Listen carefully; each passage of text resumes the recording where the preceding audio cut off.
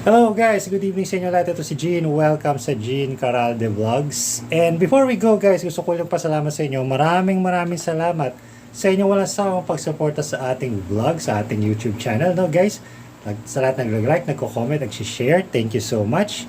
At kung di pa subscribers guys, dito sa Gene Caralde Vlogs, no, subscribe naman kayo. Ayan, no. So guys, asaya ko. Okay, masaya ako ngayon. Pero kasi nabili ko na yung, o nakuha ko na, na-acquire ko na yung tool na napakatagal ko nang gusto. Okay? Talagang ito yung gusto kong tool noon pa. Okay? Pero, before that, balikan natin tong tool na ito. This one. Ito yung aking re-aim na cordless brad nailer or brushless na brad nailer, no guys. And may review ko nito, ni-review ko a few months ago. Nabili ko to nung I think Christmas, no, yung yung 13-month pay code, no. So bumili ako nito. It's an F30 na brad nailer, no guys. So hanggang 30 millimeters na brad nail, 18 gauge kaya niya, guys.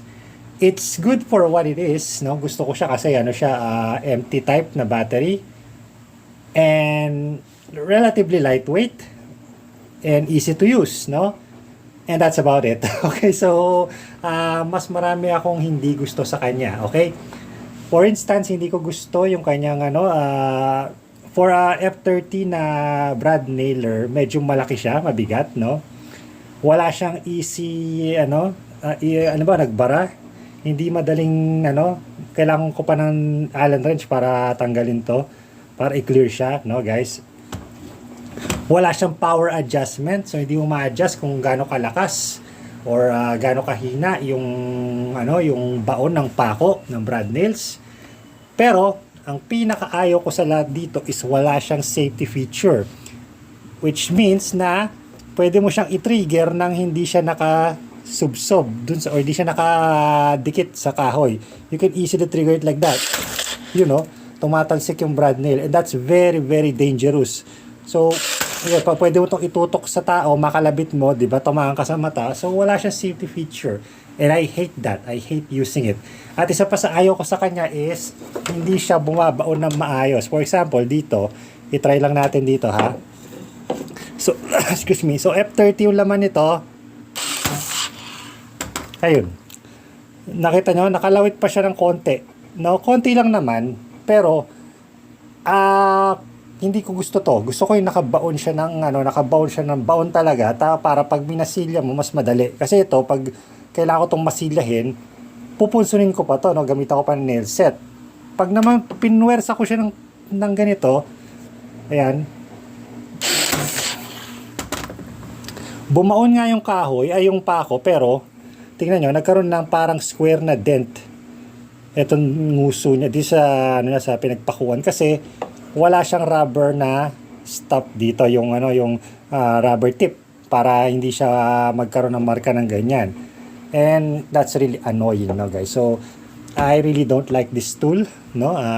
Nung first ko siyang gamitin, okay naman siya, pero habang ginagamit ko siya pang tumatagal, I grew to dislike it so much. Okay, so gusto ko na siyang palitan.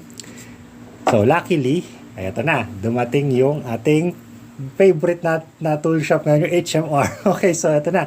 So as you know, nakailan na tayo ng nakailan tools na tayo na nabili sa na nakuha sa HMR, yung ating cordless drill at yung ating impact driver. Pero sa wakas, na-gets ko na yung tool na napakatagal ko nang gustong mabili.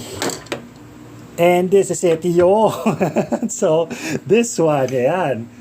This is the Osito na cordless, brushless brad nailer. And this one is F50. So, kaya niya hanggang 50 millimeters na brad nail. So, yon hanggang 30 millimeters lang. Ito, 50 millimeters kaya niya. From 15 to 50 millimeters kaya nito. And you can see na it's a very big machine, very big tool, no? Napakalaki niya. If you compare it to this one, ayan. So it's substantially bigger dito sa re-aim, no guys. And it's a bit heavier din. It's around 3 kilos, 3 to 4 kilos yung kanyang bigat, no guys. So, napakabigat niya. And it has a lot of features na gusto ko. Okay? So, kaya ito yung kinuha ko. Actually, ang bala ko talaga noon pa, matagal ko ng pangarap na magkaroon ng Ryobi Airstrike na almost the same as this one.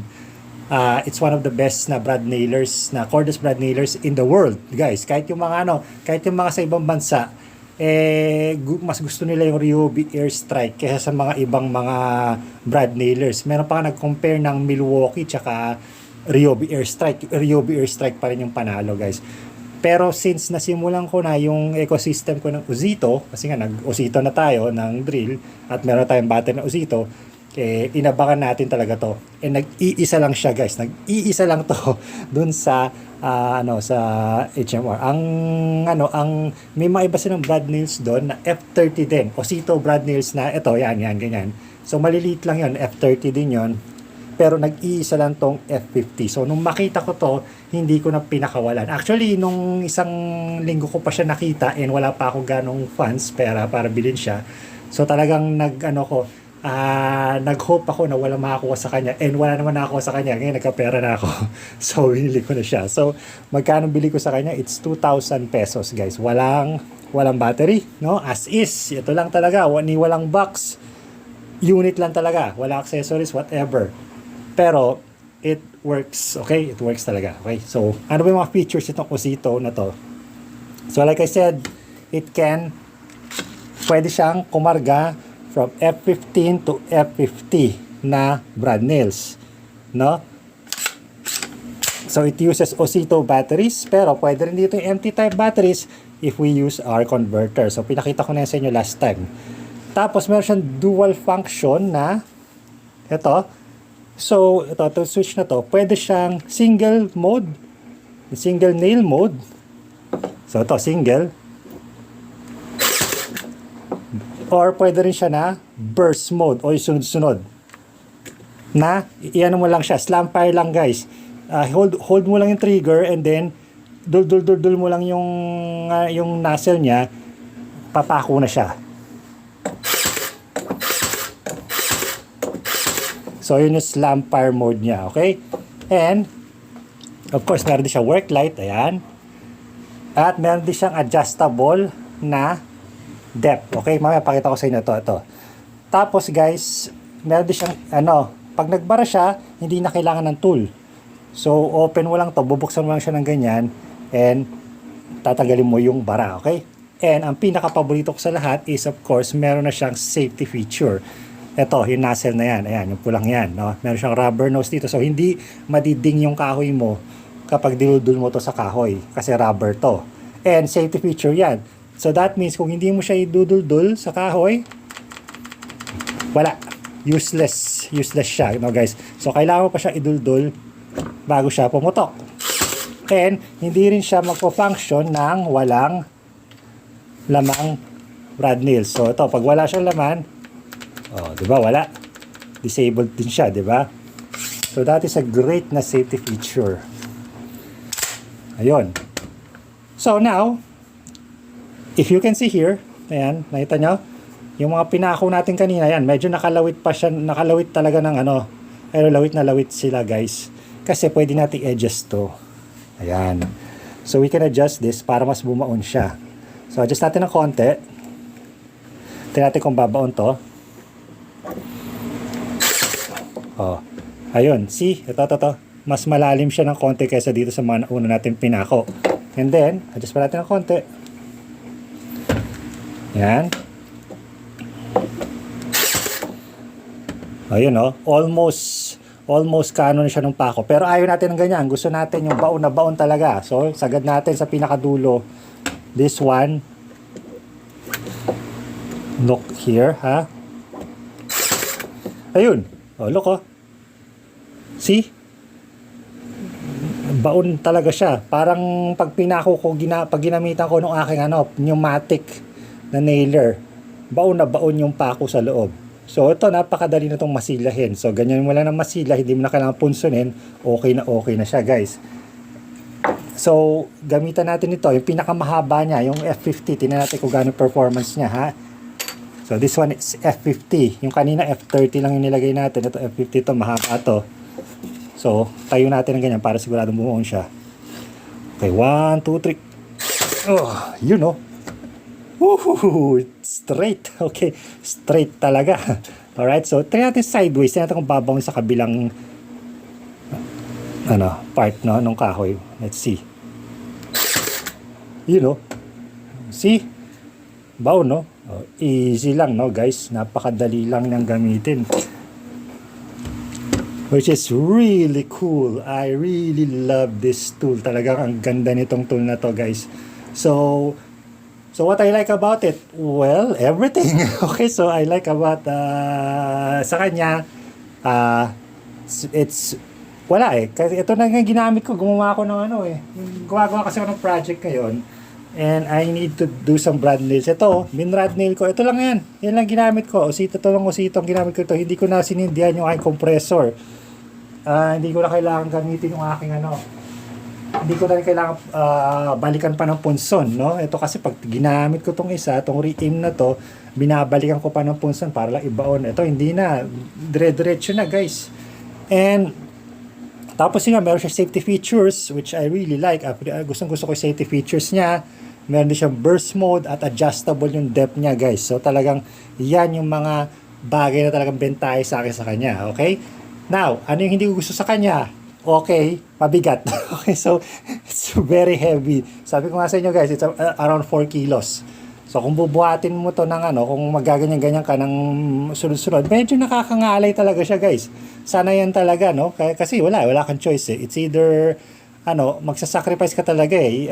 Kasi kung yung pneumatic natin na brad nailer, magaan nga yun, kaso kailangan ng compressor, kailangan pa ng air hose, no? So ito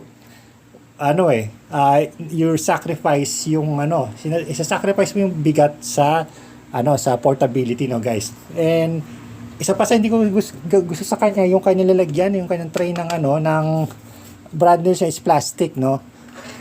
Plastic siya. Sana metal to, parang sa Airstrike. Ito metal, hindi, plastic din.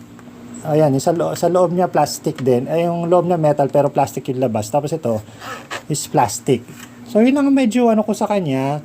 Sana kung all metal to, pero I understand na kung all metal yan, mas magmamahal to sigurado. So ayun, pero it can do the job, it can do it well. Nababaon niya yung pako sa gusto ko na malalim talaga. I think it's perfect, no? It's perfect talaga. So yeah, I think it's one of the best na tools na na-acquire ko from anywhere, not just sa HMR, from anywhere, guys. So yeah. So kung interesado kayo dito, guys, alam niyo na hindi ito mabibili sa Lazada or Shopee or any tool na area kasi it's used, second hand na yan, guys. So I would suggest na kung meron mga malapit sa inyong HMR or Australian surplus stores, no, check nyo. At kung may matchempoan kayo nito at kung merong battery and charger, guys, get one of these. I highly recommend this talaga kung talagang gusto niyo ng cordless na brad nailer, guys.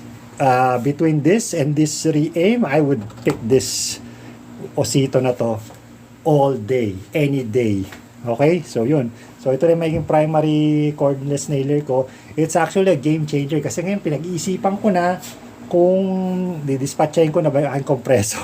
Okay? Kasi nga, ang compressor ko dito kasi gamit ko mostly for brad nails lang. Kung meron na akong reliable na brad nailer na hindi na kailangan ng compressor at malalim yung baon like this one, bakit ko pa yung compressor, di ba? Pero pag-isipan ko pa rin yan, okay? Gusto ko pa rin kasi may compressor kahit pa paano, di ba? O yun.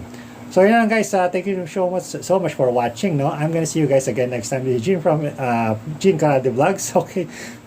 Adios!